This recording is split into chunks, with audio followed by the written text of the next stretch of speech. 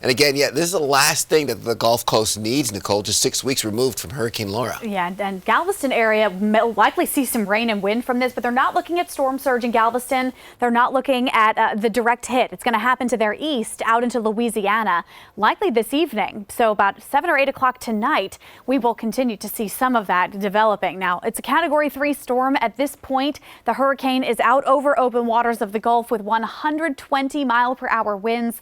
It is moving to the north and northeast now, and it's going to eventually make that landfall on that Louisiana line. As it makes landfall, it's likely to be a Category 2 hurricane, but that still puts it with over 100-mile-per-hour winds. As it weakens and moves farther inland over Saturday and Sunday, it's going to pull a lot of rain out of the Gulf and push it into the southeast. So for us, we have a ways to go before any heavy rain comes, but you can expect that this weekend. The worst of the rain, though, upwards of 6 to 12 inches, comes into Louisiana and Arkansas.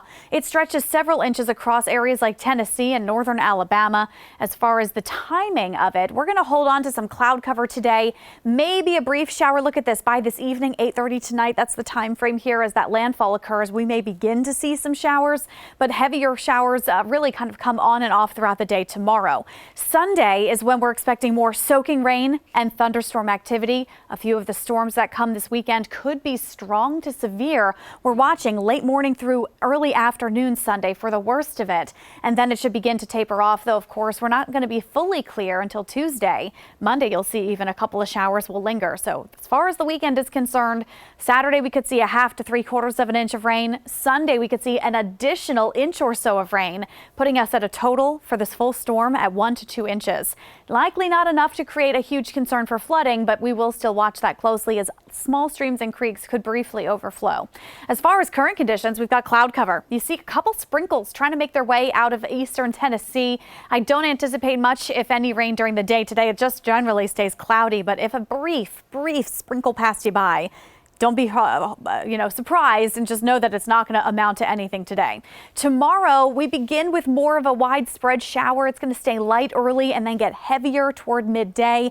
The afternoon, 3, 4, 5, 6 o'clock, and then leading into the overnight, Saturday night into Sunday.